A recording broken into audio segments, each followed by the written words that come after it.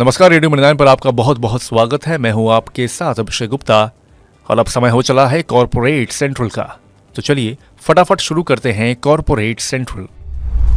दिग्गज FMCG company ITC के बड़े निवेशक ब्रिटिश अमेरिकन टोबैको यानी बीएटी की कंपनी में अपनी हिस्सेदारी घटाने की योजना है।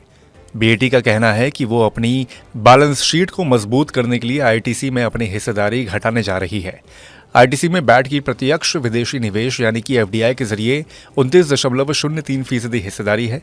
इस खबर के बाद आज आईटीसी के शेयर में मामूली बढ़त के साथ 415 रुपए के स्तर पर क्लोजिंग हुई।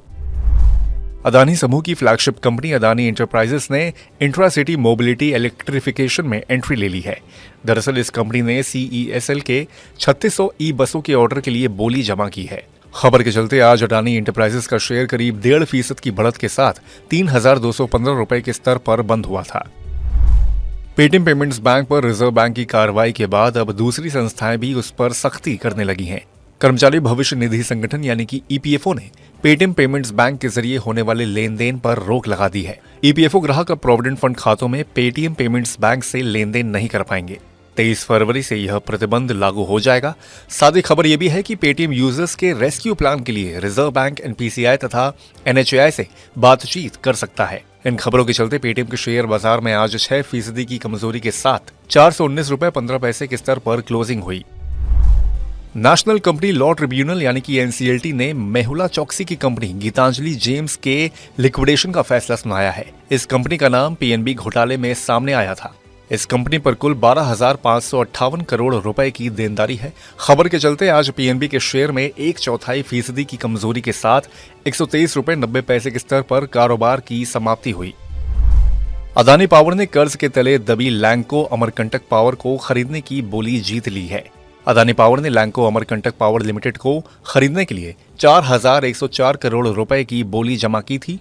लैंको अमरकंटक को खरीदने की दौड़ में शामिल रिलायंस इंडस्ट्रीज और पावर फाइनेंस कॉरपोरेशन यानी कि पीएफसी के नीलामी के भाग न लेने के कारण ये बोली अदानी पावर ने आसानी से जीत ली। खबर के चलते आज अदानी पावर का शेयर करीब 0.25% की बढ़त के साथ 567 रुपए के स्तर पर बंद हुआ। आदित्य बिरला ग्रुप की कंपनी ग्रासिम के राइट्स इशू के तहत जारी 2.2 करोड़ राइट्स इशू की आज शेयर बाजार में लिस्टिंग हुई। 1,810 रुपए के भाव पर कंपनी ने राइट्स इशू के जरिए 4,000 करोड़ रुपए की रकम जुटाई थी। खबर के चलते आज ग्रासिम के शेयर में करीब 6% की बढ़ोतरी के साथ 2,189.05 रुपए के स्तर पर क्लोजिंग हुई। हालांकि दिन के दौरान शेयर ने 2,182.05 रुपए की रिकॉर्ड ऊंचाई को लगभग छू लिया था।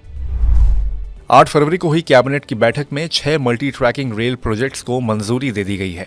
12,343 करोड़ रुपए की अनुमानित लागत से तैयार होने वाले इन प्रोजेक्ट्स के 2029-30 तक पूरा होने की उम्मीद है। खबर के चलते आज कॉनकोर, आरकॉन इंटरनेशनल और वीपीआरपीएल के शेयर 1 से 2.5% तक की कमजोरी के साथ बंद हुए हैं। सरकारी कंपनी बीएचईएल को Haryana power generation corporation limited यानी कि एचपीजीसीएल से 5,500 करोड़ रुपए से ज्यादा का ऑर्डर मिला है। 800 मेगावाट का अल्ट्रा सुपर क्रिटिकल यूनिट लगाना है। ऑर्डर मिलने की खबर से बीएचईएल के शेयर में आज करीब 1.25% की कमजोरी के साथ 228 रुपए पर क्लोजिंग हुई। गुरुवार 8 फरवरी को हुई ब्लॉक डील के जरिए कल्याण ज्वेलर्स के एक public shareholder Highdell investment ने 344 रुपए के भाव पर 8.67 करोड़ शेयर बेच दिए हैं। इस ब्लॉक डील के बाद हाई डेल इन्वेस्टमेंट की कंपनी में हिस्सेदारी 17.59% से घटकर 9.19% हो गई है।